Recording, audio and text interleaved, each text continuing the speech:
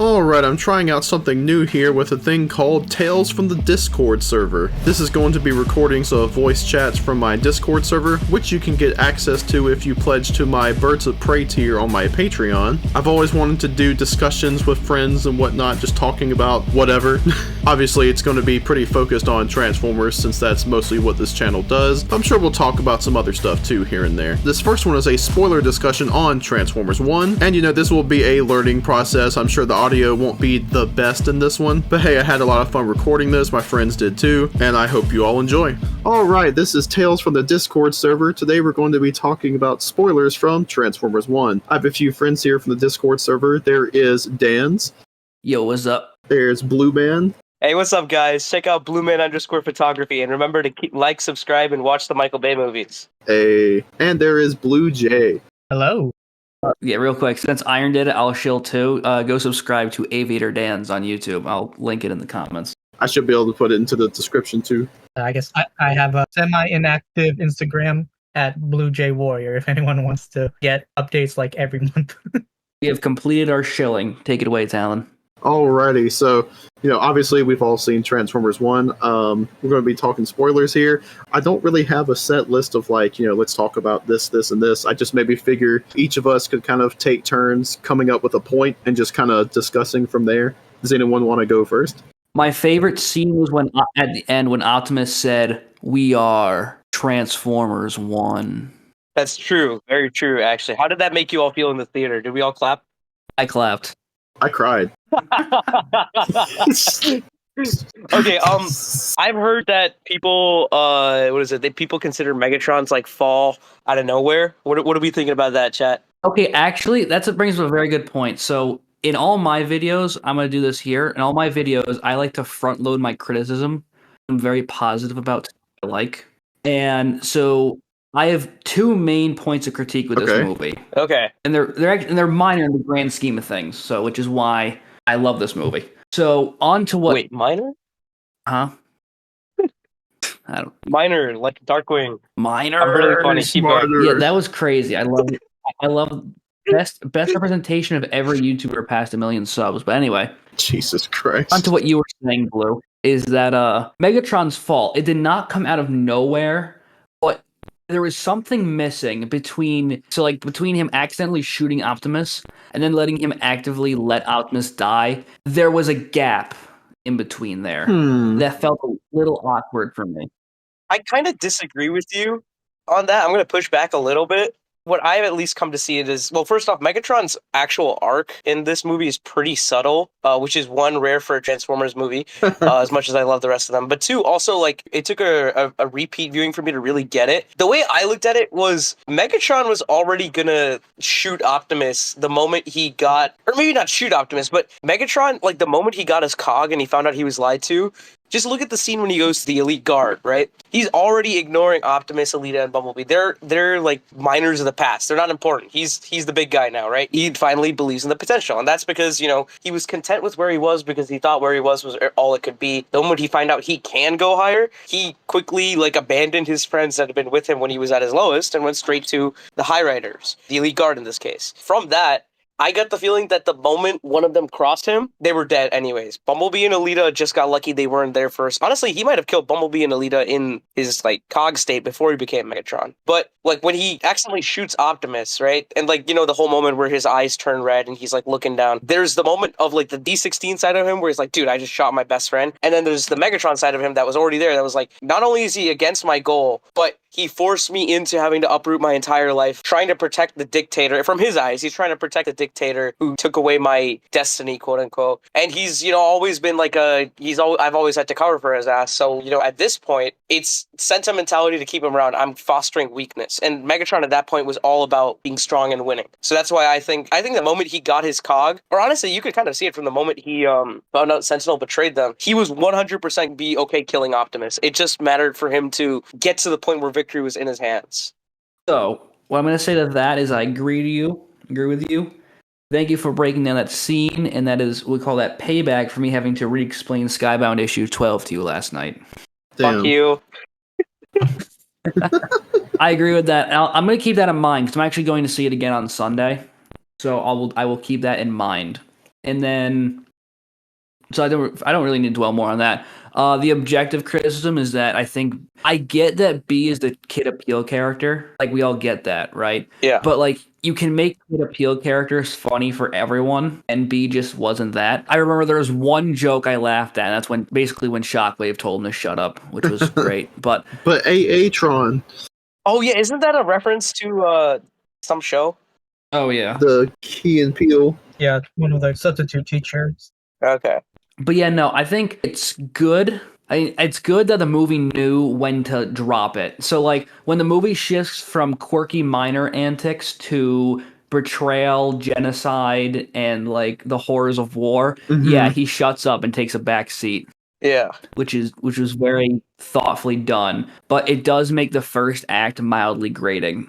One of my issues with the trailers was like, yeah, Bumblebee's probably going to suck in this. He's already starting to irritate me. Honestly, in the movie itself, I didn't really mind. There were some of the jokes I kind of groaned at. Well, I wouldn't say groan, rolled my eyes, I guess. I thought he was a lot better in the movie than the trailers made it out to be. Granted, you could say that about the movie in general. True. But yeah, I thought he was a lot better actually in the movie. And again, the AA-tron was both a nice reference and I thought pretty funny. I enjoy the bit where he has the sudden turn and he runs away from like the Cybertron landscape. Yeah, that was a good bit. That's beautiful. I have that in my meme folder.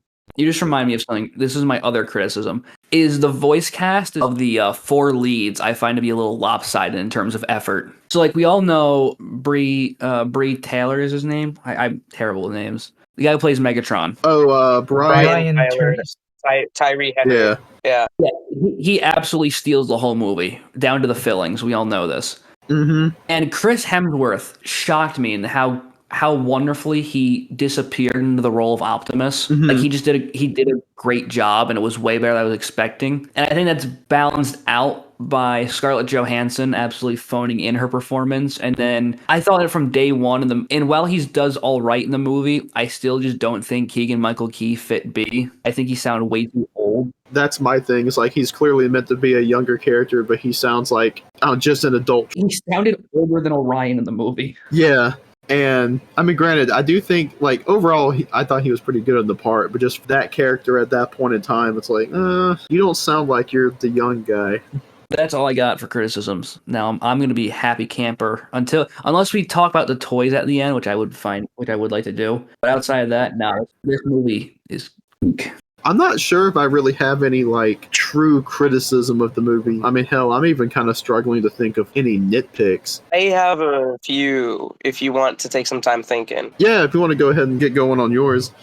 Okay. I actually found B kind of funny because I genuinely thought the point was that this guy is legitimately an insane asylum escapee. He got me to laugh a lot, and I feel kind of embarrassed saying that because like a lot of his jokes were like genuinely schizophrenic meltdowns, but I found that funny as fuck. I think that just goes to say what my sense of humor is. I would also say when B is used more sparingly in the second and third act, he is also much funnier for it. Yeah, exactly. I mean, the dude's been isolated for like 50 cycles. He should be insane. Exactly. I think the only thing I didn't find funny about him at all is Badassatron. Yeah. It was funny the first time and the last time, but also it was only used like 5 times, so I can get away with it. Okay, so I agree that he doesn't fit like what I think of Bumblebee, being the young guy. But considering this Bumblebee is just kind of like an old, only like slightly younger, like the age gap between me and, Dan's, for example. And like usually I think of Bumblebee's age gap with Optimus being like, I don't know, like a 40-year-old and a 18-year-old. Ish, okay? Or maybe 37 and 18, right? But I got the feeling that this Bumblebee was kind of meant to be more, like just 2 years younger, right? I was going to say, for context of the audience, there's a 2-year age gap. Just want to let you know. Yeah. I'm no bread tuber. I felt that he portrayed the Bumblebee that at least I could think the movie ended up giving more, but I can understand I would prefer a different voice actor. I think Scarlett Johansson absolutely phoned it in, except for the scene where she's motivating Pax. Okay, this even goes straight to the like marketing, which I'm going to go into that in a minute. But there's an ad where they're like advertising their Studio Series toys in like a football stadium. Mm-hmm. You have the 3 dude leads like absolutely geeking out in there, like, oh, you can't kill Megatron and Optimus are like they're just geeking out like absolute kids. And then Scarlett Scarlett Johansson comes in when the ad is almost over, and she's like, "Oh yeah, I love Transformers, guys," and then like the ad ends. That's the vibe I got from her performance. She did not have any interest in being in this movie, except for the scene where she motivates Pax. And I think Alita in general. Okay, well, obviously the main focus of this movie was Optimus and Megatron. I think Bumblebee didn't really need development, at least in this. I think him finding friends that tolerated him was kind of his development, but I feel like there needed to be a little bit of a connective tissue between Alita and Optimus, a little bit more, and not in a romantic sense. I like that they're setting it up for later, but there's that. So that's one. Two is, I know this isn't really fair to the movie, but the movie's marketing, whoever marketed this movie, whoever the head of the marketing was, they need to be like exiled from the marketing department for anything ever. Here's the PG way to put it. He needs to be fired and replaced with TF Hype Guy. True. Okay, yeah, that's a perfect way of doing it. And for the record, I didn't like TF Hype Guy back when he was in his Rise of the Beast days. Same. He's chill now. But like the first trailer, I feel like I should be able to sue for like completely mislead. Or if this was in a courtroom and the first trailer was an argument, it would be like laid down as misleading. It had nothing to do with the actual movie was like. Yeah. I'm talking like literally the 2 minutes of schizophrenic jokes Bumblebee has, like in the entire movie, is the trailer. It is quite possibly one of the worst trailers ever. I would be willing to put it up there. And like Paramount is putting it on streaming, like I think like 2 days before it releases in France or something. I don't remember the exact timeline, but basically, I think it's releasing digital on the 22nd, I believe. Exactly. It's like So like less than 2 weeks. It's kind of ridiculous. And like only a month total. Yeah, in theaters. It's quite frankly ridiculous, in my opinion. Like, this is abysmal. The Rise of the Beast trailer guy on Twitter, I'm not going to give his full story here, but basically he just goes around, like, commenting under random people's posts and says, you know what isn't, like, somebody will be like, oh, you know, Hurricane Milton took away my car. And you'll be like, you know who didn't take away your car? Josh Cooley, director of Transformers 1. Exactly. It's, like, really funny. Yeah, the marketing is absolutely a failure. I actually really want to see the box office results from this week and this coming weekend, because this could be like a case study in guerrilla marketing. Yeah, there's theaters actually filling up now, so that's 2. 3 is the movie was short, and okay, the pacing wasn't bad, but the 3, like, because it was so cut and dry, I do wish that there was, and I know why there couldn't be, but I wish that in between them escaping from the cave and getting into the High Guard settlement, I wish there was a little bit more time of them just goofing around, or not goofing around, but, you know, talking in the jungle. I'm a big sucker for characters talking. And then in general, this is my 4th, and this is a nitpick. I wish we got to see more of the non-minor society. We got a great dose of that in the, what's it called? The Icon 500, right? That's what the race is called? Yeah, 5,000. Yes. Okay, 5, thank you. We got a good dose of that there. But I wanted to see, like... Quick pause on the discussion. My friend Austin just joined. So, Austin, hello. Hey, guys. How's it going? Would you like to plug anything? At the moment, nothing too much. Just to get out there and support Talon Productions Patreon. Hey, I appreciate it. Real quick, just to jump on you, Blue Man, the marketing, the other failure of the marketing from TikTok, because a lot of what I've seen for this film has only been on TikTok, and TikTok in and of itself is a bite-sized content drip feed that as soon as you're done viewing it and you scroll on, it's gone. You're not going to stay thinking about it. You're not going to want to hop onto it, and you're not going to be sold to go watch something when clips of that something are constantly being shoved in front of your face. You already feel like you've seen it, so why do you need to bother leaving the house to go watch it? And I think that's another failure of the marketing, is how they decided to attack TikTok and the click swipe craze. Yeah, I could see that. So actually, I didn't know that. You know how the animation is for kids thing? Paramount themselves is kind of buying into that by only marketing on TikTok. Who here uses TikTok? Just out of curiosity. And we're all like 18 plus, I think. No one uses TikTok, right? I never. I do because I post there. That's about it. Yeah, but that's like a different thing. You know what I mean? Like, yeah.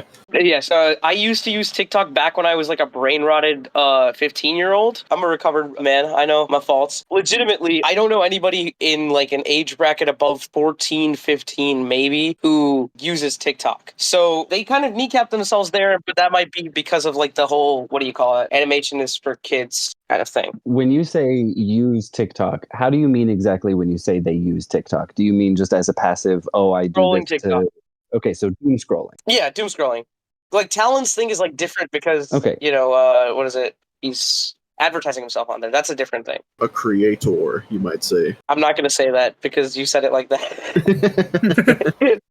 I'd say there's a bit of a varying difference in terms of the kinds of TikTokers there are. For instance, Sarah, my wife, she's 25 and she likes to detox when she gets off work. And so she doom scrolls on TikTok and she reads a lot of like fan written stories about whatever character she's interested in this moment, just because that's her escapism. She doesn't care for movies or TV shows or video games or anything along those lines. She just likes turning off her brain completely and watching some cute or funny little videos. So I feel like there's that bracket, but then there's also the bracket of, like you were saying earlier, just the complete brain rot. Oh, I'm only doing this because it's what is keeping my attention because I have a very limited one, you know, because I was in that camp too. As soon as TikTok was like really big, I remember anytime I had a break at Target, I was scrolling TikTok because I just wanted to get away from everything and it was funny. So I do think that it pertains to perhaps maybe a younger state of mind, but its biggest audience is in fact children. And yeah, like you're saying, Paramount leaning into animation is for kids and pandering to kids, it didn't do very well. And like that is something I had a criticism of with the trailers, because the trailers did not do a great job of advertising this movie, like all of you have already said. Whoever edited those trailers needs especially to that be first fired. one. Especially the first one.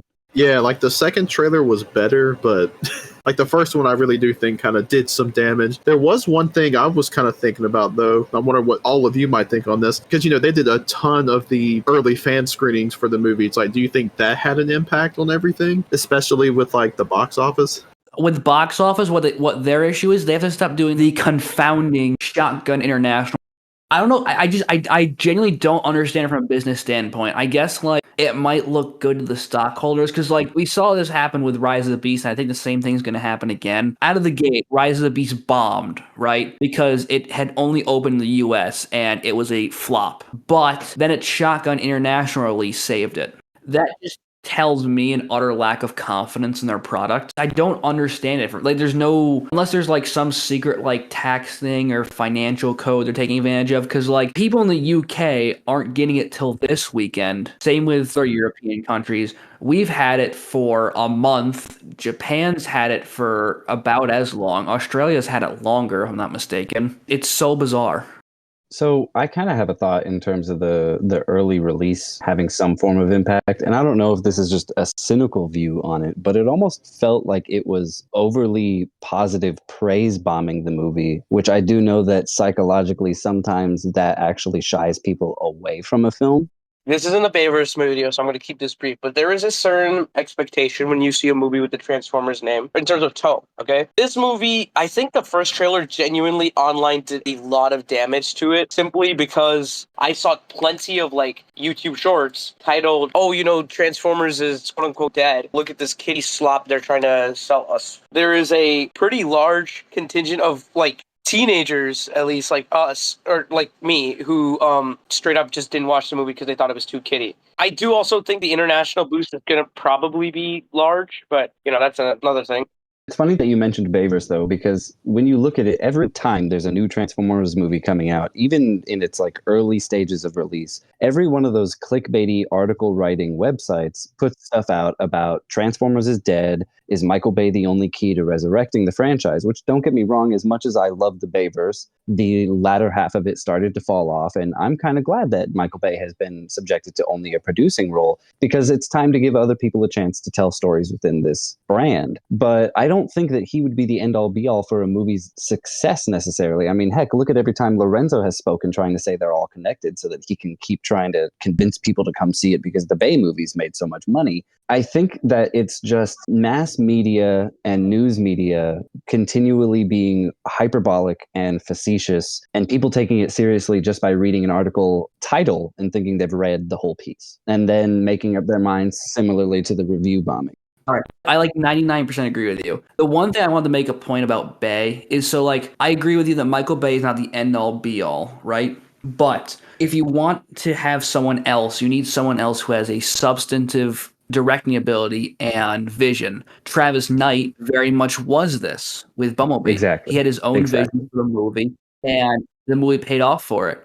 Josh Cool, no, who did ROTB? Was that Josh Cooley? Stephen Cable Jr. No, okay, yeah. Cooley had a vision. Cable did not. and ROTB is bland white noise because of it. Is because it It's has all the storytelling ability of Rise one of of the the worst Mid. of one of the worst Bay movies with none of Bay's style or flair. I've even been rewatching TLK, and as bad as that movie is, it has at least some of Bay's style to it, where like I can actually just enjoy a bit of it. yeah. Like ROTB outside of yeah, at least like yeah, but no, like even with like Bay's inability to like have a coherent writer's room to give him a good story or a good script, he can like still just he can deliver on roller coasters, which is Exactly. like it's what he does, and he's goddamn great at it. Like look at Dark of the Moon.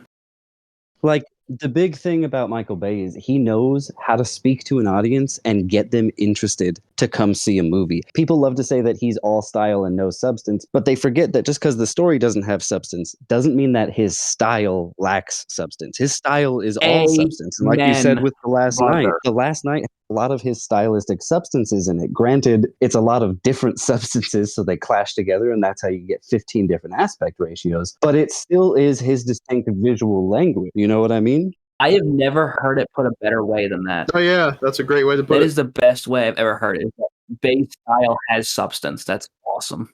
You can't do anything the way Bay does it because Bay is very distinctly his own style. And his style is very substantive because look at the billions of dollars all of his films have raked in, not just Transformers. Oh And yeah. there was another thing I was going to say about Cable Jr.'s Rise of the Beasts. The problem with it is it had no soul And no from fear. a writing standpoint. So you're lacking substance there. And it had no soul from a creative standpoint because Stephen Cable Jr. is, I'm sorry, unfortunately really bland. And when he tries aping off of Michael Bay's style, it comes across as soulless. The whole movie is Diet Michael Bay, and nobody wants Diet Bay.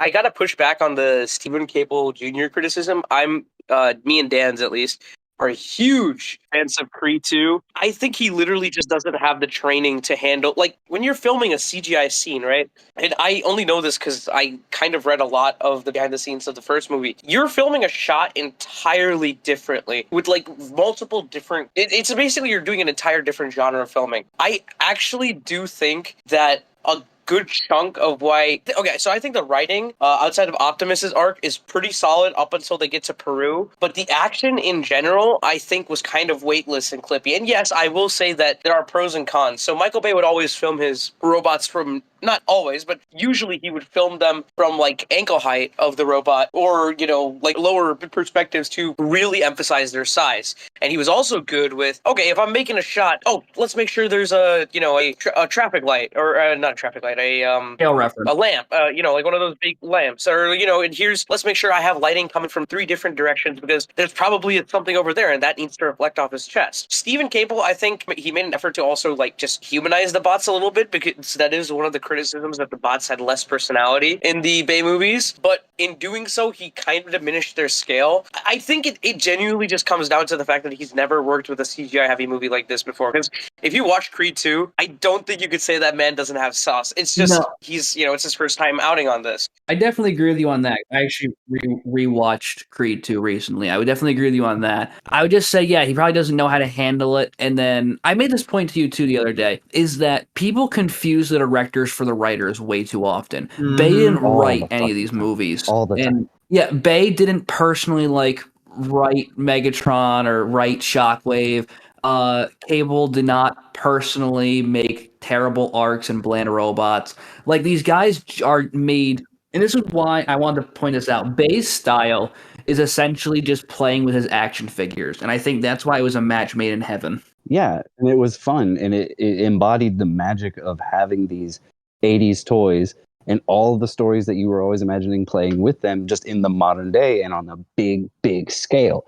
And I'll walk back some of my criticism on Junior, specifically in terms of I haven't seen Creed 2, so I can't speak on it. But from what I've witnessed with Rise of the Beast, and even him in his testimonials talking about how he's never done something like this before, so he basically went to boot camp to figure out how to do a big CGI action movie, it almost feels like he was being told not exactly told what to do, but he was being told what he should do by everybody else, and he tried his best to do it, but the problem is it came off as lesser bay and not something that was his own. Compare that with Travis Knight, who had more experience with CGI animation when doing B, and he fit the role much more comfortably. 100%. Like, I'd love to have Knight come back. Yeah, I was gonna say I think Knight would have been a great thing to come back, but I also do I just kind of realized we're talking about Transformers 1, so city segue aside.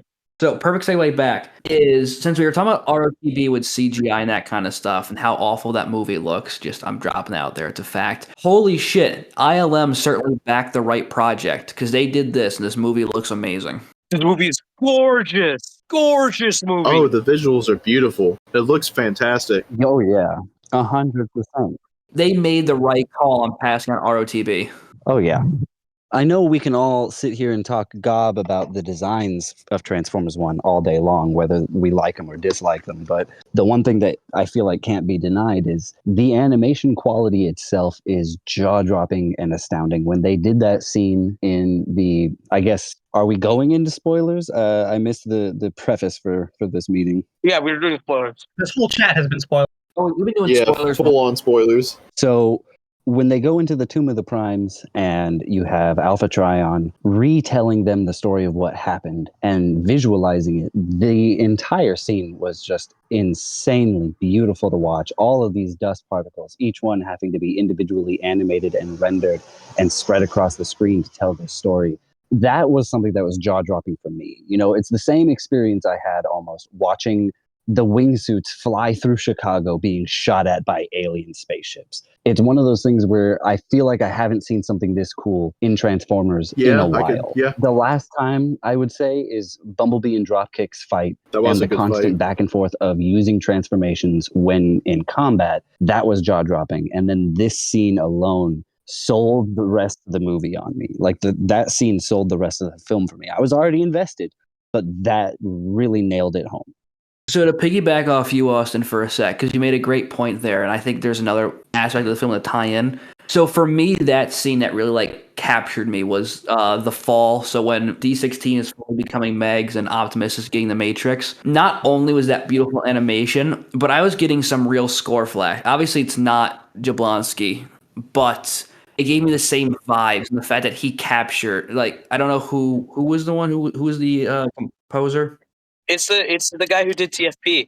Brian Taylor. Yeah. Brian Tyler. Truth be told, I wasn't the craziest fan of him. Obviously, the Transformers Prime intro is the best part of that series. My issue with him is that's literally the only good thing he did for that series. If you go through Prime, a third of the soundtrack is just a remix of the OP. But goddamn, was he flexing in this movie.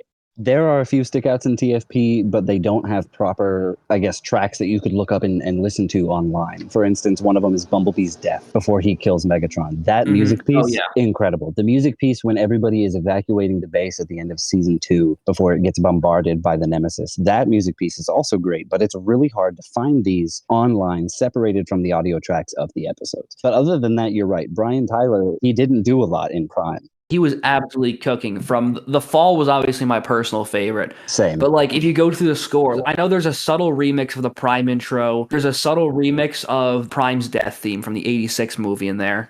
He does so much with the score that it very much enhances the film experience. 100%. And that is, I want to piggyback off of that word specifically, enhance. Something that scores fail to do in modern blockbuster cinema. Amen. Form and enhance the scene. Instead, they try to tell you, the audience, how you should be feeling from moment to moment in a scene, but they don't inform the scene. What I love so much about The Fall is it's a double entendre that juxtaposes what we're seeing perfectly. It's not telling me how to feel, but it is informing what is happening in the scene. It is informing the stakes. It is informing the soul of the piece. And it's beautiful to see the fall of D16 and Orion Pax's literal fall into death, and then both of their rise, both of their rebirth, and how the music not only falls, but rises alongside them. It was peak, is the best word I can use to describe it. It was perfect, and it did bring the magic of the music of Transformers back for me. That was amazing. The last music score I can think about that had magic was Age of Extinction. Agree, but like, yeah, no, that was just it brought me back to remembering like the glory days of like '07 with like Arrival to Earth and that kind of stuff, and like and even the Linkin Park stuff. Like Oh, there yeah. actually, it was just what it reminded me of today was I was just listening to this was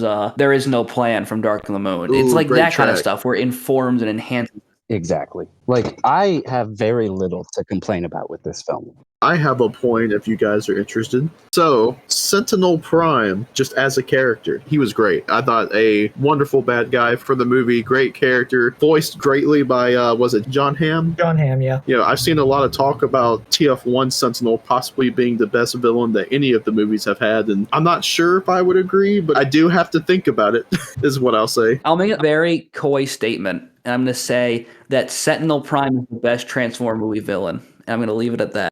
I think he's top 3. Here's the thing, it was really fun seeing a different take on Sentinel, because like I love Leonard Nimoy's his performance dearly in Dark of the Moon. It's probably one of his best in my career, in my opinion. Like they go a different route in the character. I love that. Like instead of being the old wise mentor who's fallen, this one's essentially go back to like the conversation between him and Alpha Trion. Like he's very playful. He has a lot of the energy that TFA Sentinel had, amped up to 11 and like fully villainous. And I love that. And also his design was perfect. Ooh, yeah. It was so shiny, too. The gold and blue just works wonders. He kind of has like a similar frame to like Starscream and the Seekers. I was just gonna go on the design because I think the toys also happen to be a Tetrajet, but kind of a shame we never actually see him transform into that in the movie. Do we actually even see his alt mode?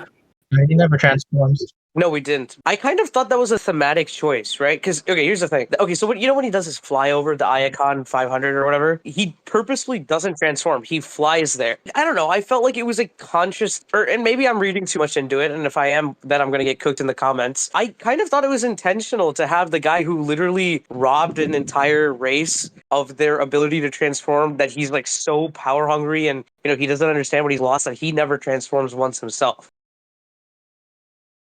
If you want to look at it thematically, you can almost say he's the only character who doesn't like have an arc. He's a heel from beginning to end, and if that you can look at it that if I'm reading too deep into it, but like he's the only one who doesn't transform in a narrative sense either.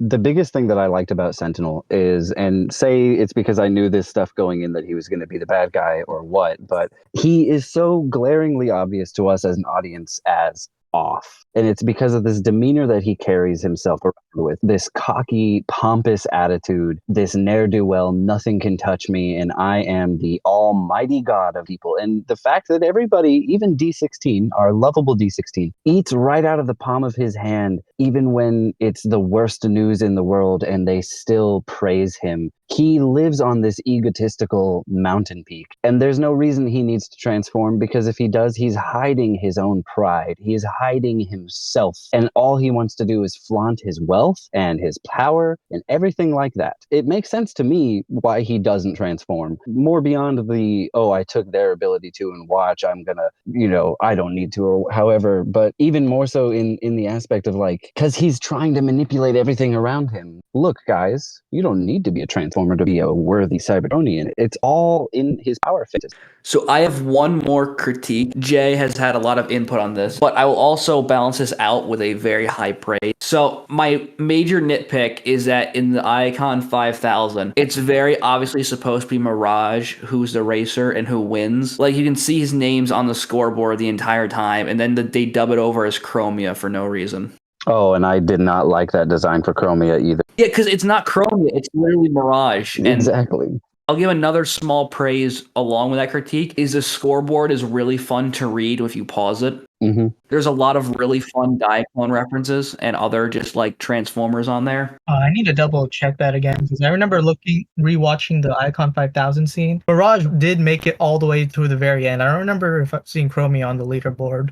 That's the thing. She wasn't on the leaderboard at all. Like where quote unquote Chromia would have been, it said Mirage. Yeah, because I think the highest position we saw before the crossing the line was, I remember seeing Mirage make it all the way to third place right before the scene with all the magnets. Names off the top of my head, I remember like you had Jolt, Clamp Down, Motor Breath. There's a ton of names on there that are just fun Transformer Easter eggs. So like the designs of this movie are overall really good. I mess with some of them more than others, but my favorite contribution to like TF lore in general is finally we have a genuinely coherent and unified 13 primes. Oh, yes. My little side tangent, I don't count the Align Primes because firstly, there's only 12 of them because that's when they were doing the whole like Optimus is Jesus bullshit with the 13th Prime, which I hate. I hate with a passion. And I love this movie just completely throws it out. They made Zeta Prime the 13th Prime. This movie essentially takes notes from each of the Primes, like most iconic appearances. So like Vector Prime is basically just Cybertron, Vector Prime in gold. You have Zeta Prime essentially being the War for Cybertron model. Yep. Prima Prime being Marvel, etc., etc. And they take those and they put them all into a very nice and unified style.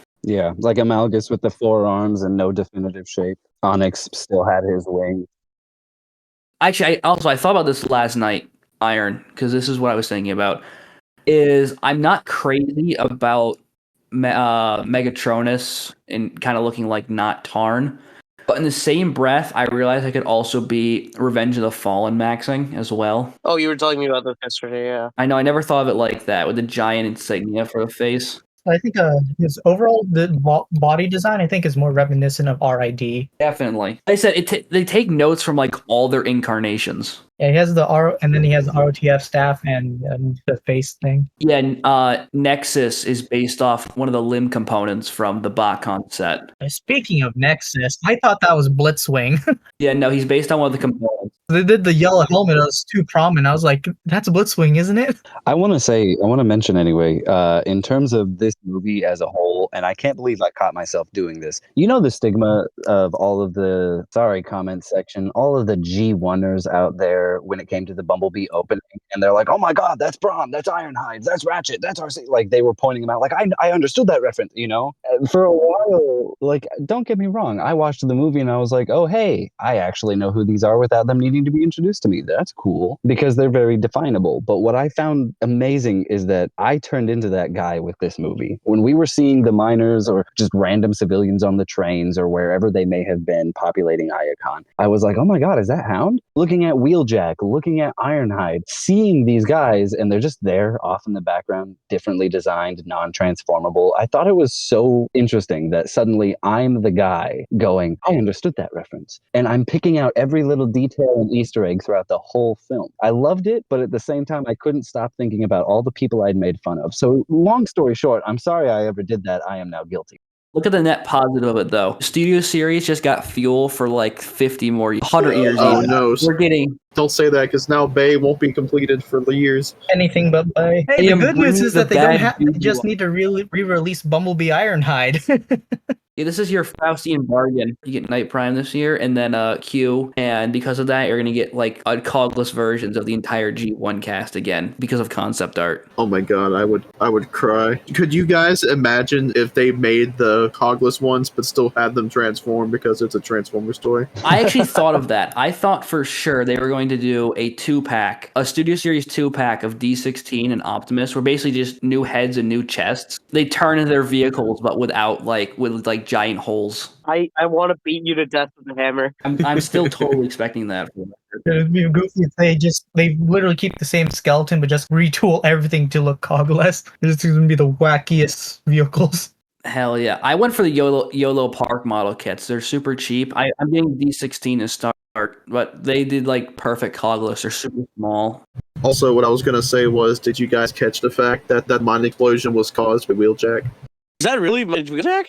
And I have a friend of mine mention that. Wait, that's actually so peak. There is a close-up of him mining, and I'm pretty sure that's when the stuff started. So I'm like, that's a pretty cool little reference. No, I think you're right. I think I remember seeing that now. Also, I was talking to Austin about this today. I'm not saying that they took this from Revenge of the Fallen or that, it was a huge influence or anything, but I found it kind of interesting how the stuff with the Matrix and Orion becoming Optimus, I think, is similar to the Matrix and Sam dying and getting the Matrix and Revenge of the Fallen.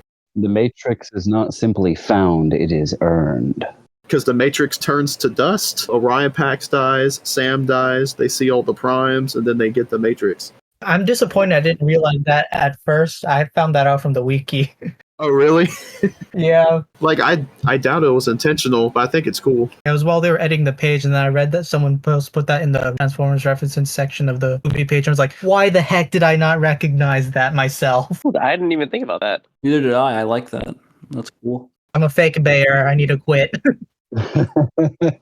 I want to wrap it back to the very beginning when I first joined. You guys were talking about the voice cast. I did have some thoughts on the voice cast as well. I'm going to just go through the big four because I think John Hamm did a tremendous job as Sentinel Prime. He was perfectly hammy when he needed to be hammy, pun pun. But when he needed to be serious, or when Sentinel stopped having fun and he was getting, in D16's face, for example, or when he finally had enough and he killed Alpha Trion, John Hamm was able to deliver. Initially, I was kind of on board with all of the stuff going around, all of the musings on the internet, that this felt almost like A-list stunt casting because you have, 3 Marvel actors in here and a comedian playing a comedic character. How much more on the nose could you get? However, I know that Keegan-Michael Key has done some amazing work. One of my favorite voice acting works he's ever done was a season and a half worth of Halo Hunt the Truth, a narrative podcast that was released to tease the game Halo 5. Brian Tyree Henry, I only know him as a comedic actor in everything he's been in, except for the Eternals, but who remembers that? And Scarlett Johansson, she has range and she is a tremendous actress, but unfortunately what blockbuster cinema has done for her the past decade or almost 2 decades now has relegated her to just a typecast character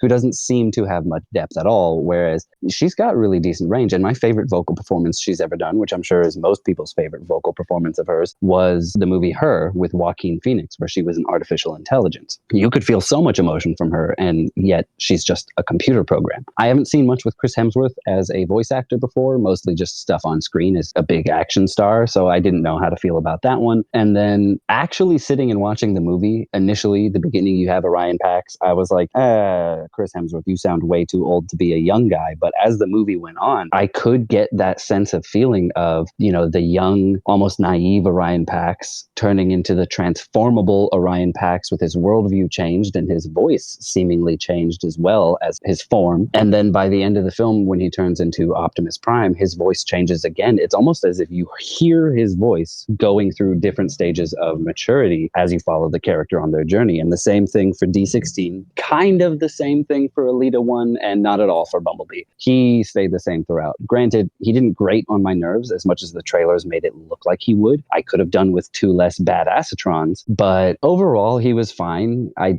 don't love him or hate him. He's just kind of there, and I feel like Keegan-Michael Key did just fine because he does still sound young enough with that jovial hyperness in his voice. ScarJo did good as far as I'm concerned. Not anything great, but I didn't think she phoned it in. I'll be the contrary opinion to this one. I thought she did a really good job. Some of my favorite lines are how serious she was about the mining operation. You don't have the power or the touch. And then trying to get Pax and everybody out of the mine. And as soon as Darkwing showed up to fire her, you heard the desperation in her voice and how defeated she was. You heard the confidence later on in the train. You heard the genuine softness and attempt to be friendly when giving Pax a pep talk. I think where it fell off was near the end of the movie. Like, you're driving the train and they're going towards the tower and all of this other. By that point, there wasn't anything stand out. But prior to, I thought she was doing really well. The biggest standout for me and the biggest surprise was Brian Tyree Henry as D16 and Megatron. He was legitimately just fantastic. And you heard his sense of desperation, his sense of pain, longingness, sadness, joy, all of it. And it came across so well as the animation of his body language. My favorite part was at the end when he finally is about to shoot Sentinel and Pax gets in the way and they're having their back and forth, and you hear him on the verge of tears because of how angry he is. But then Pax yet again tells him what to do, tries controlling his life. And this is something he's been fighting since he's learned the truth, and he gets angry. And it's no longer, I'm going to cry angry. It's, you've actually pissed me off. Get out of my way. And as soon as he shoots Pax, he reverts back to that young, innocent miner who is watching his best friend die and he can't take it. He's about to have a breakdown. But again, everything comes flooding back. The fact that even Orion is the cause of so much of your pain, and that Orion is always the one who's seemingly holding you back and telling you how to be instead of letting you have the autonomy to choose for yourself, and he gives up on it. He gives up on Pax. His eyes go red. He is no longer D16. He has fully succumbed to Megatron, and the way the voice changed from why did you do that to I'm done saving you was phenomenal. Good stuff. Don't make me move you. So that was perfectly put. There's actually one thing I wanted to add to that is because when Chris Hemsworth was announced, I was super skeptical. I was with you on the skepticism. I did my research, and he has actually had, in fact, 0 voice acting roles outside of playing Thor in What If. Oh, Yeah, wow. I was gonna mention that. I don't think you were here when I put it this way, but I think it was Scraffless Productions who put it this way, and I stole it from him. Is that he did a perfect job in disappearing into the role of Orion. Yeah, I tended to forget that was him. Yeah, he did, because I wasn't thinking that was Chris Hemsworth throughout the movie. I will say, this is one of my nitpicky criticisms, and I shared it with Talon earlier. His ending speech as Optimus Prime, when they're all driving on the surface world and he's sending out his message to the Quintessons, it almost felt like it was really rushing through the pacing of changing his voice from what it was pretty consistently throughout this film into this deeper, gruffer, aged and wizened Optimus Prime. It felt a little try hard, and that's when Chris Hemsworth stuck out to me, but every other moment throughout that entire runtime, it did not. So I was looking at the IMDb page for this movie and like the voice cast. I just wanted to do a quick round of shout outs for all the other voice actors because this movie was it was good. The number one reason this movie needs a sequel is because I need more Steve Buscemi. Like he's only in it for 2 minutes and I need more of it. Oh, I thought he was really good. Also, Talon, here's a fun YouTube short fun fact for you. Josh Cooley was the one who voiced Skywarp. Oh, really?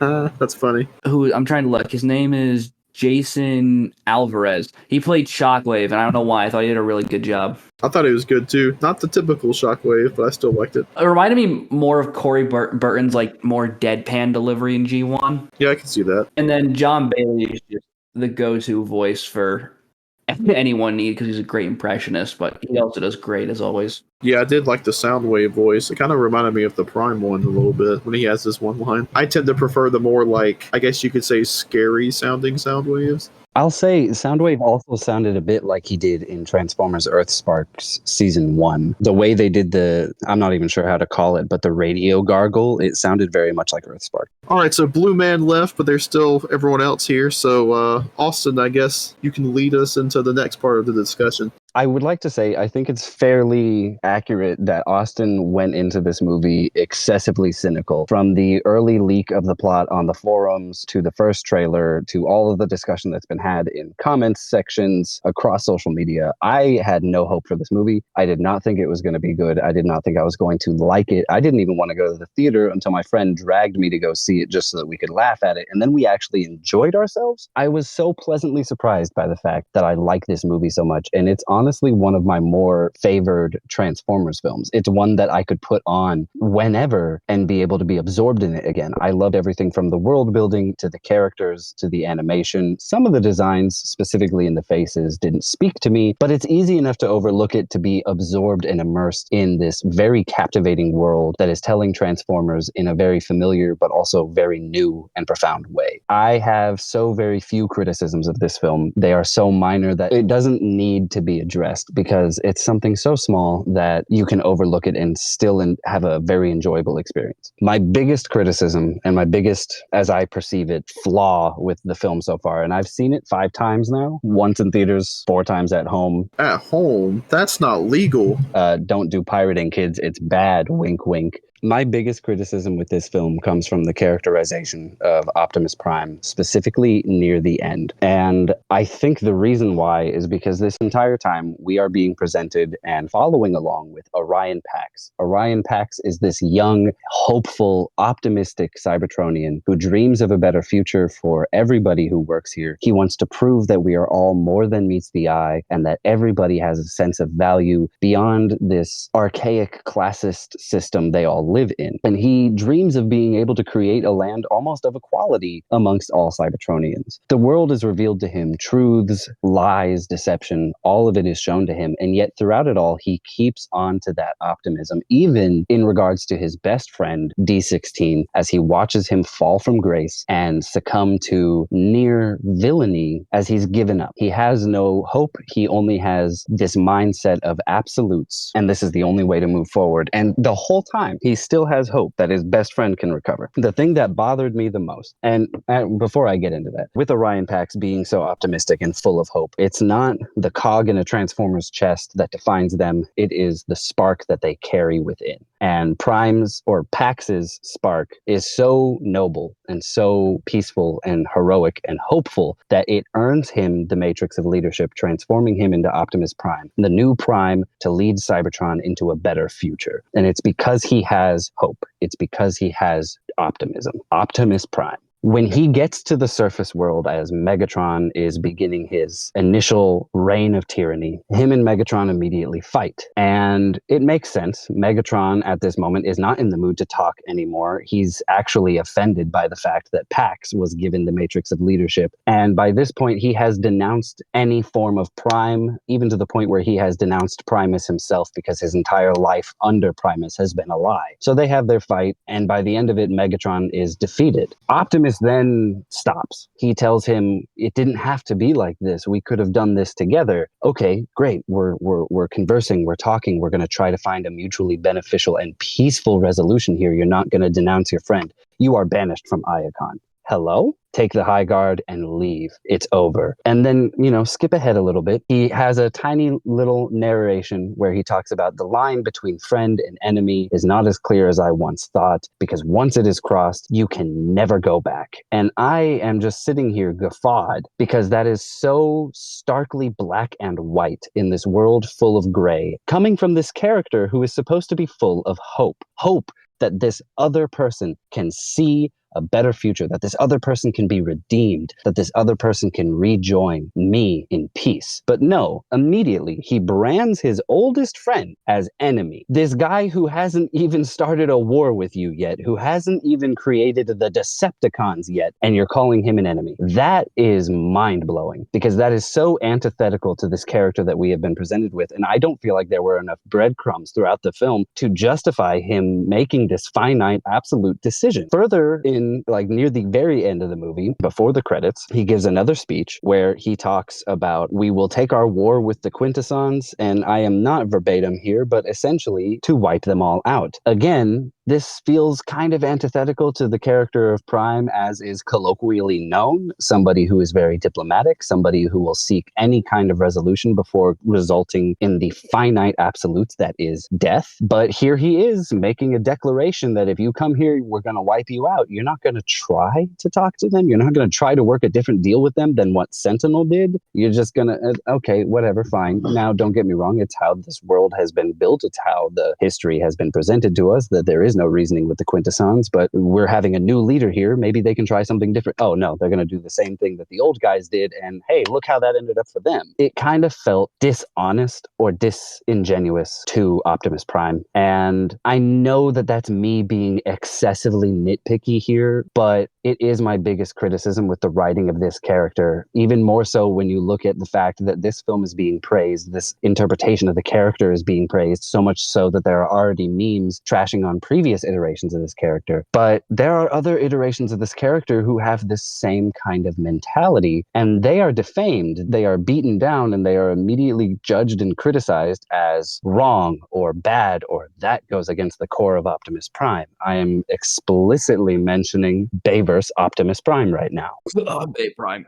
And it just feels so unfair because watch A Defense of Bay Prime, everyone, if you haven't already. Exactly. Say what you will about Michael Bay's Transformer movies, they are not necessarily the greatest thing on earth, but in terms of the Transformers themselves as presented in those movies, I think that they are amazingly done, because you have to take into context the entire world, the situations, the climate, both socio-political and psychologically. This is a world where the war has gotten to a point that it is life and death. Don't you think Bay vs. Optimus has already tried the diplomatic solution? Don't you think that he's unfortunately come to the realization there is no hope for a mutually beneficial resolution with the Decepticons, this tyrannical race of genocidal aliens who want nothing but to destroy the whole universe? Jetfire himself, a ex-Decepticon, stated as much, and what we are presented with in this world says as much. So it makes sense that Optimus, the only way for him to secure peace and protect the sanctity of life in this universe would be to wipe them all out. It has come to that. It's not because he wants it. it, it's because he has no choice. Orion Pax Optimus Prime in Transformers 1 has a choice. He has the ability to shape the future. He just has to fight for it. And yet here we are at the very beginning stages of what will become the Autobot-Decepticon war. And he's already labeling Megatron as his enemy. And he's already telling the Quintessons, we'll genocide you. And he's not trying to be any different than the Primes that came before. And unfortunately, whether it was their goals or not, drove Cybertron into the ground, quite literally, as Iacon is under the ground. And I just felt like that kind of sucked. I was hoping for a better, hopeful Prime who would want to keep fighting to bring Megatron back to his side, not keep Megatron on his side.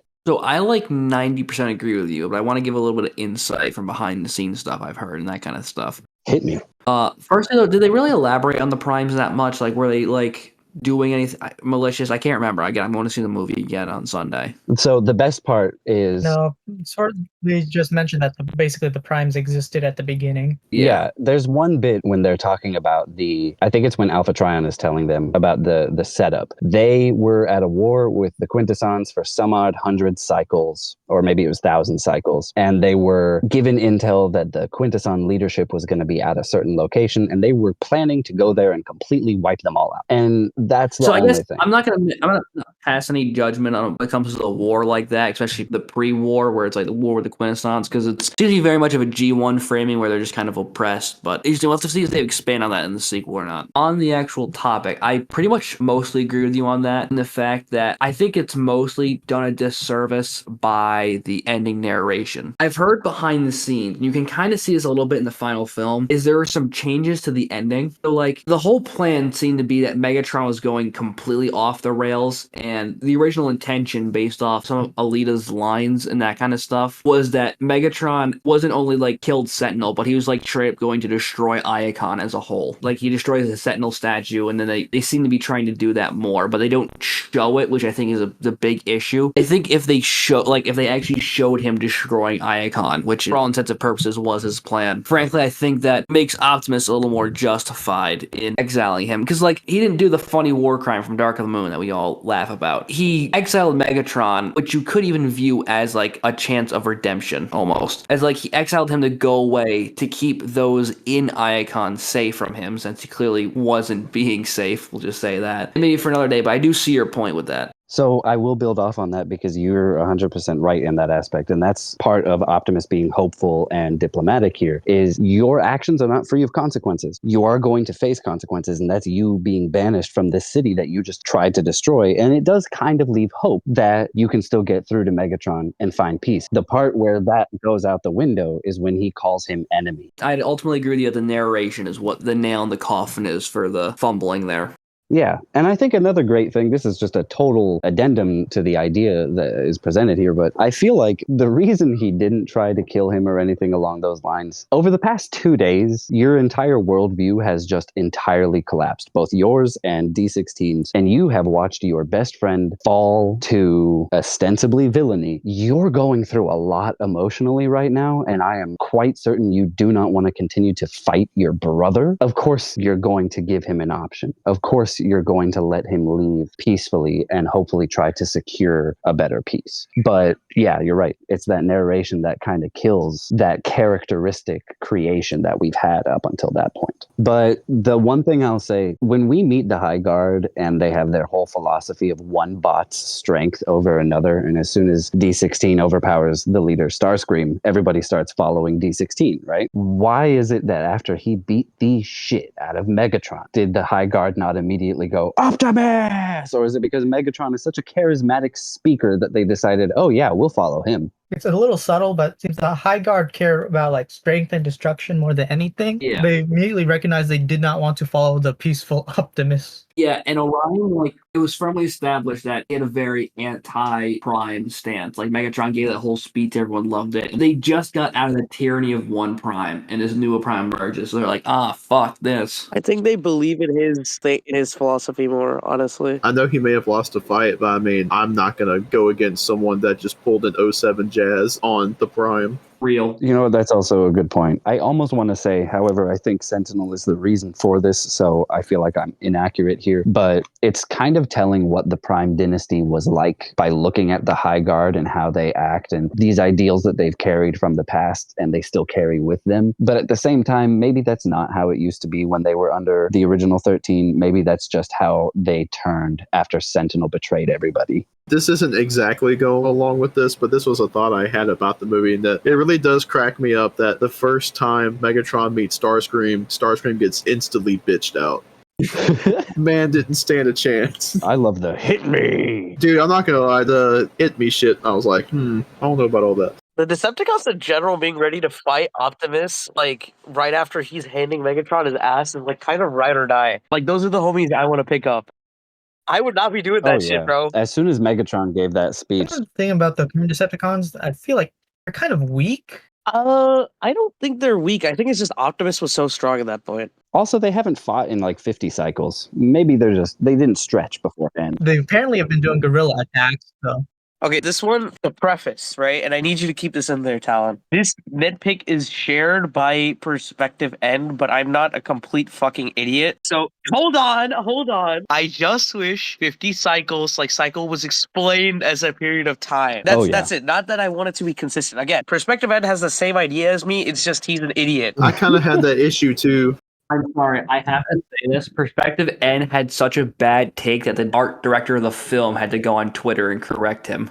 I literally just wish we knew exactly what cycles were. That's it. Yeah, I think the easy thing to presume was years, but 50 years, right? If a cycle is a decade, that's 50 years. If a cycle is a year, 500 years. If a cycle is a year, then that's only 50 years. So I'm assuming, because that's an incredibly short amount of time for them to forget how their bodies work. So I'm assuming cycles is like minimum thousands of years. Like I said, this kind of just ties into my other just general issue with the film. And this is only because there's not enough time in the movie. If the movie was even 10 minutes longer, we would have gotten a little bit more about what Cybertron was like for the elites and, a little bit more background on like Cybertron as the people have been living in it, not just the miners. Because like we see a great amount of Cybertron on the planet and we see a great amount from the miners' point of view, but I do wish we got to see it from like the average Cogbots. Well, it's unclear how long it is in the film, but according to TF Wiki, the traditional use for cycle is minutes. That's actually really funny. It has been 1 hour and we forgot how to use our cogs.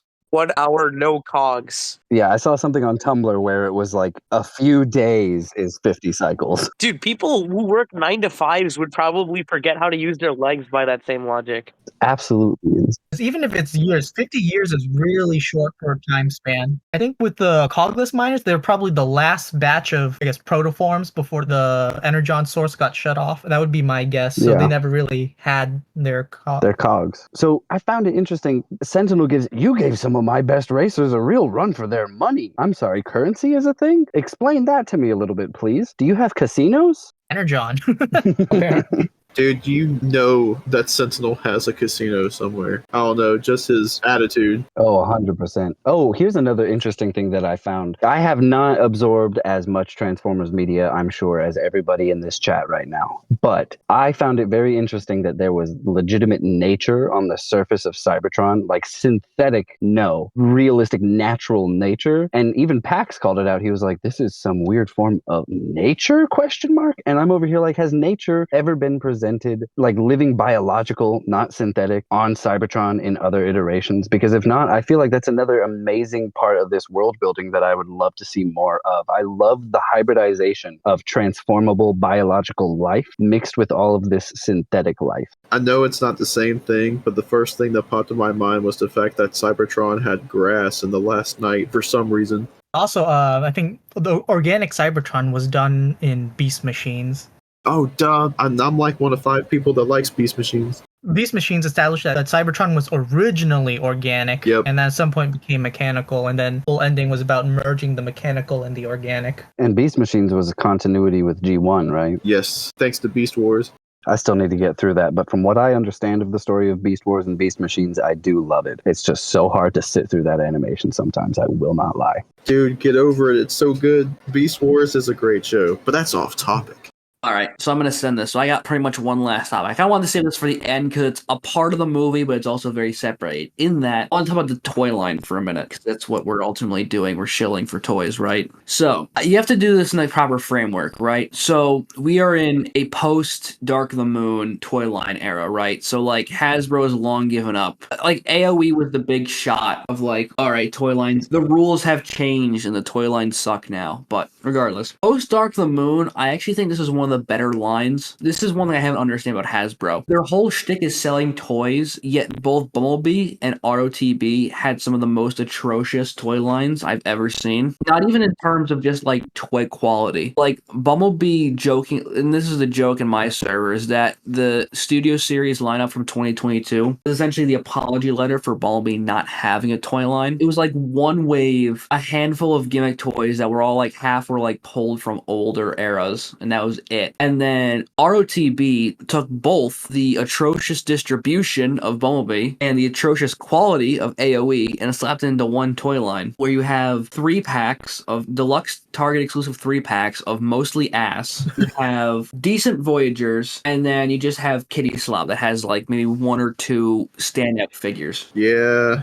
In terms of TF1, I find it strikes a nice balance. I would say, this is a hot take, I think TLK has the better line overall. I think TLK had a bit more of a focused toy line compared to all the rest of them post Dark of the Moon. But TF1 is probably right behind it. Better than AOE, better than the other previous 2 movies. So yeah, we have the Kitty Slop. That's a given. Hasbro, I think it's the LA studio does the kids' toy lines. They haven't cared for a long time. This is the same studio that's been reusing the same Cyberverse molds for 8 years. They don't care. So like they had like the little action battler rock paper scissors things, whatever. Like the Ultimate Optimus looked all right. The US one, I mean, we'll get to the other. We're going kind of step by step here. Obviously, the more teen and adult appeal ones, the deluxes, and this is where it gets the leg over ROTB in my opinion. Is the deluxes? This time they're called the Prime Changers. Were much better, much better than ROTBs. I don't have any of them, but I would probably agree with that. So Sentinel was really good. I didn't have packs, but he's basically just a better version of the SS without ankles. And then being really... I had Bumblebee. Bumblebee is actually a phenomenal figure, and it kind of blew my socks off. Oh, okay. And then I'd be lying if I wasn't probably going to go buy Alpha Trion on like Sunday. Speaking of those figures, I love the packs. He's a perfect little pocket former to carry around with you, and I think he's a lot better than the Studio Series, both in terms of the colors that were used with the plastic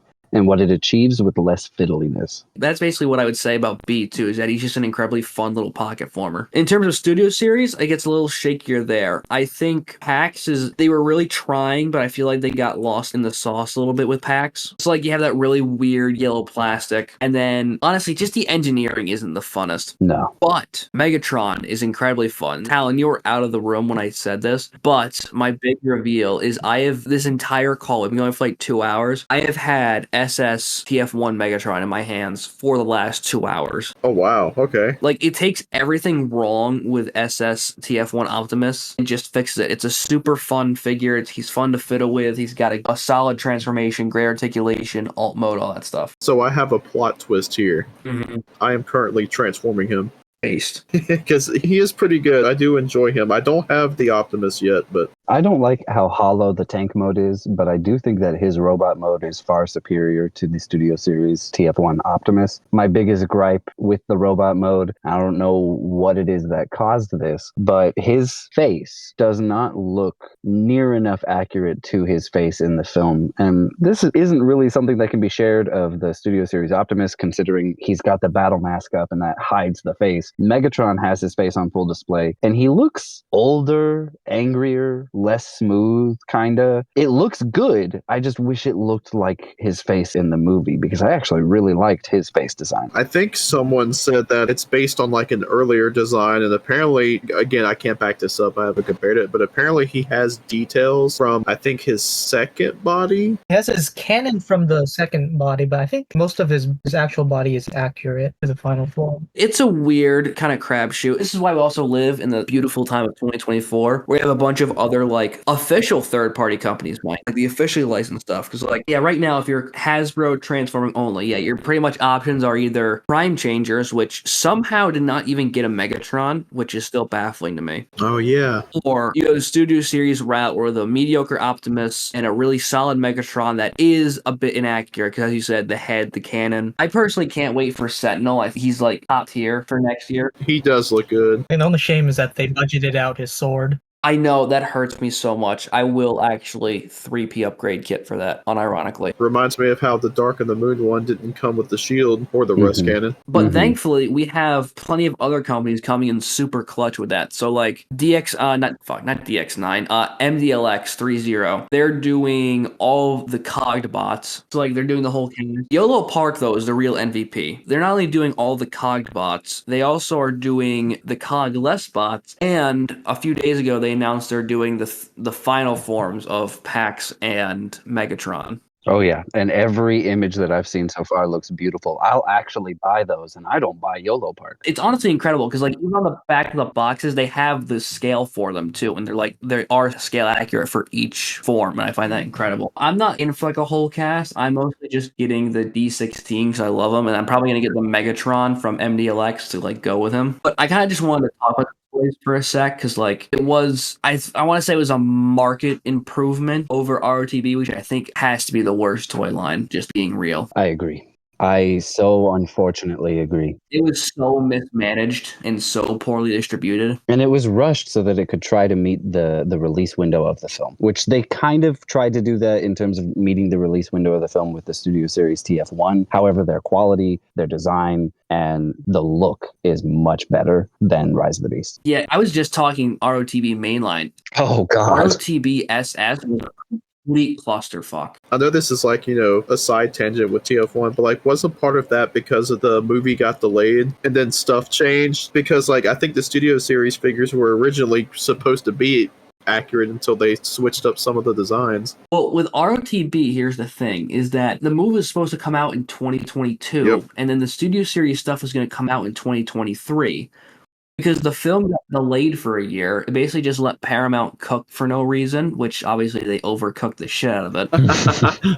Yeah, and so that's how we got the Studio Series and the mainline hitting at the same time, while also getting like just inaccurate designs. But honestly, this is a hot take for me, for this audience, but I don't necessarily prize accuracy as my highest good. I more look for playability and fun factor. Oh my god, get out. I know, but I'm kidding. Listen, I save that for the MPM guys, all right, which I'm slowly becoming. But the issue with that is the toys just weren't good. Scourge needed like $100 worth of upgrade kits. Optimus is the most overhyped toy I've ever seen. Worse than Cosmos, worse than Tarn. I still think the most overhyped toy currently is the Bumblebee movie Megatron. But hey. Real. Oh, yeah. Honestly, I'm struggling to think of the ROTB figures that like from SS that I even liked. I know B was fun. Battle Trap.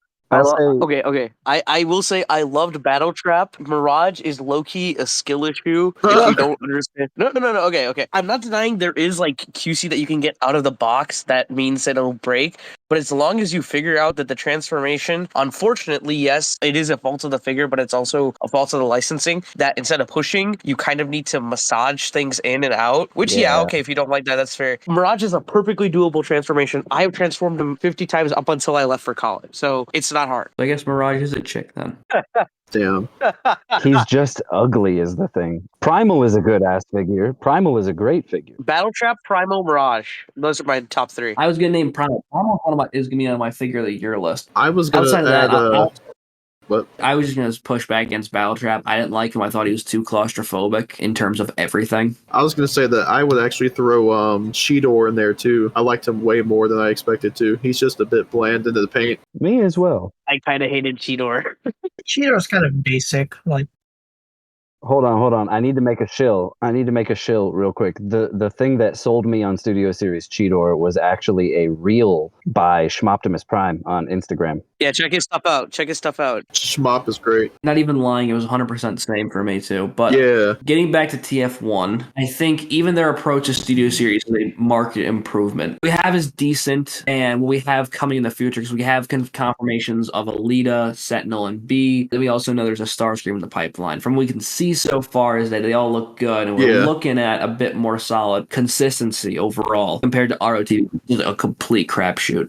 Oh, yeah. I do want to say, while ROTB Prime is overhyped, I think my big reason for loving him pre-upgrade kits as much as I do is just purely because he's so much better than the Studio Series Bumblebee version in my eyes. Oh god, those are some fighting words. I love the B version. I know, so many people do. I'm one of the very few people who don't like that figure, and I don't know if that's an issue in terms of the quality control my figure has, or just I dislike all of his weird proportions. I think they're about equal. I have a KO, so for Here's me, the thing, that happened to me before. Yeah, I was not a fan of Armada Prime until I got a version that wasn't like QC destroyed, and it's one of my favorite figures in my collection. What? You're talking Legacy, right? Yeah, my first copy was atrocious. Oof. I got one of the reissues for my buddy for his birthday gift because Armada is his favorite thing in the world. And when we cracked that bad boy open, he is so tight in all of his joints. It's insane. I was like, I don't remember this thing being this hard. Yeah, so tight. Pause for effect. He said, I don't remember this being so hard. Pause again. What the fuck? Reminds me of Austin's mom. Got him. Wait, Austin's mom is super hard? Pause? No, the other comment. No, it's too late. It's too late. Don't back that up. It's too late. God damn you. You gotta include like a blooper reel and include this and that. You gotta include this and you gotta include the miners thing. Miners. Miners. The miners compilation. 3-minute miners compilation. How many times did the VC say miners? I think that should be a joke. They're like a gag anytime we do these. Infinity Wars for some reason says that we got miners. I mean, that's basically what I was doing the whole time. Every time you guys said miners. Miners. Just in the middle of conversation, I got a new toy. It has a minor QC issue. Miners. Wait, guys, I got arrested, a little bit. There was a bit of a minor misdemeanor. Miners. Okay, yeah, that's it for me too. Hold on. Before we fully wrap up, I have one last thing before we fully wrap up. All right, let's go. This movie was so beautiful, and my absolute favorite character was D16 to such an extent that when my wife and I went to go get a cat, we named that cat D16. Her legal name is D16. Aww. I dig it. For the end here, before Talon does the proper wrap up, I'm going to go one at a time through you guys. I'll go first. Shill or shout out something relevant in We already did that. Oh, well, fuck it. I'll do my part. All right, yeah, you missed the shill-a-thon. We all shilled our YouTube channels and Instas. Yeah. In case you didn't hear, go subscribe to Aviator Dan's on YouTube. I already have. In case you didn't hear, you should follow blueman_photography on Instagram. I also already where have. I post once every 3 years. Also follow Blue Jay Warrior on Instagram. I also follow. I follow all of you guys already. Dan, Yeah, I know. every time you drop a new video, I shoot you a Love like. you, bros. And also, do not forget Talon Productions, but you're obviously here. You just got to go down and hit that sexy little subscribe button. Hey. And you might as well, at that point, you might as well journey on over to Instagram and hit a follow on that too. Who's Talon Productions? I've never heard of them before. And please don't forget to specifically check out In Defense of Michael Bay's Optimus Prime. 100,000%. 2 million% that. I have 3 videos that I'd like to shout out specifically. 2 that pertain a lot more to the Transformers 1 discussion than the other. First is Delta Tryon on YouTube and his video D16/Megatron, Product of the System. It is a beautiful character study and breakdown of the fall of D16 and the rise of Megatron, and I feel like it covers every little breadcrumb that the movie gives you, but with such more substantial context that you will understand. The pacing was not rushed. The character was developed perfectly. Another one is Viri's video about the marketing for Transformers 1, how it sucked, and how the movie itself is actually really good and deserves way way more money than it currently has. And the final one that I want to share is AAPS Entertainment. This person put out this most amazing and beautiful video called Why You're Mostly Wrong About Bay's Transformer Movies. And it is just an amazing love letter to the Bayverse. It's a love letter to the fans of the Bayverse. It's the first time where I've genuinely felt in years, because he put it into words, I'm not alone in the same weird state of existence that I lived in growing up with these movies. And it is a mutually shared thing across this community and across the fans of Bayverse. So if you're a fan of Bayverse, check out their video. It's fantastic, phenomenal. If you're a fan of Bayverse, go watch Defense of Michael Bay's Optimus Prime right fucking now. And if you've already watched it, watch it again. And if you're a fan of Bayverse, there's this edit on YouTube called Transformers by Ilya TS. Go watch that. Fucking phenomenal edit. Yeah. 100%. Everyone knows. And also, if you made it this far in the video, you know what you should do? You should comment your favorite scene from TF1. And also, we need to see like a bunch of miners in the comment section. Otherwise, you're going to fail to... Whoa. No, I don't want to do that one. Whoa. I don't want to do that one. Strike that. Wait. Not like that. Not like that. It's too late. It's too late for me, guys. I speed ran the YouTubers. I did the YouTuber speed run. Jesus Christ. Bro didn't even have 1,000 subs yet. I don't have any subs. I don't have a I want to YouTube speak on account. the fact that I didn't know Blue Man was like that. He kept his personal life so secret, and I am just shocked and appalled and denounce any interaction I've ever It's had. too I late knew for there me. were pictures of him at a Diddy party. Those exist, No. straight up. Party. Actually, I turned 18 like 10 months ago. I just realized. So I've technically been illegal for, like, what I said would have been legal 10 months ago. But now it's Bro. too late for me.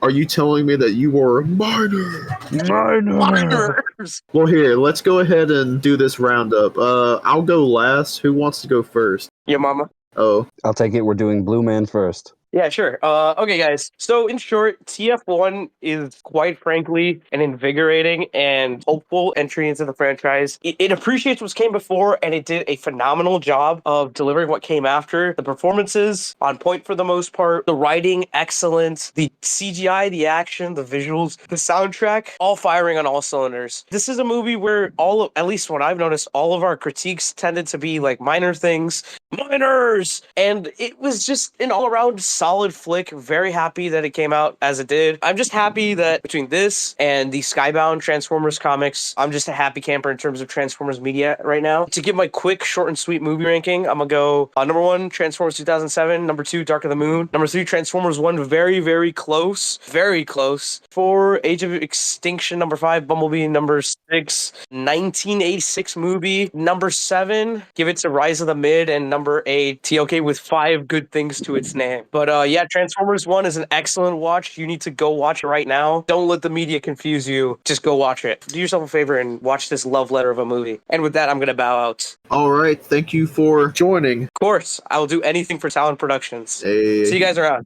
See ya. Bye-bye. All right, Dans, would you like to go next? I will, and then I will bow out after him. Gotcha. So, Transformers 1 was... I'm not going to rank all the movies, but it is tied for the best Transformer movie ever made with 07. It has the love and soul that 07 did, and that when this franchise is at its best in like animated or the later seasons of Armada or even early G1, when this franchise has that soul, Skybound 2, has that soul, it does something spectacular. And TF1 was certainly a case like that. It's so good, man. I can't wait for Transformers 2. Hey, very well put. With that, I bid you all adieu. Have a good night. Thank you for joining. So I guess Blue or Austin, whichever one of you two would like to go next. They basically said most of the stuff already. It's Transformers 1 is a great film with a lot of heart and action and great visuals. And go watch it and boost it up. Yeah. All right. Austin? Austin? Bro, I've been saying goodbye to everybody. I was like, Blue, you want to go next? I didn't know I was muted. My B. Okay, I'm ready. Silence. I need absolute silence to get into character. I need absolute silence to get into character. Okay. Transformers 1 is a beautiful movie telling an invigorating story with compelling lead characters in Orion Pax and D16. It's both uniquely fresh and comfortably familiar. It's great for both new and old fans. I genuinely can't recommend it enough. It is so worth your time. Solid 9 out of 10 in my book, and I think it deserves a sequel, if not a trilogy. As for me, I had a great time with Transformers 1. It has a fantastic story, great characters, the animation is beautiful. A pretty good score. It's a love letter to the franchise. It's a fun time. I definitely recommend going to see it. It sucks that the box office isn't as great as it could be, but hey, go out and see it. It's a great time. And that'll wrap it up. I'm just going to say it then right now. Thanks for coming by. Before we go, I want to give a shout out to members of my Patreon. In my average bird tier, there is Optimus Prime, and in my Birds of Prey tier, there is Austin Gillis and Darth Spooby. Your channel support is greatly appreciated. Thank you. As always, I want to give a big thanks to everyone for watching, and have a good one.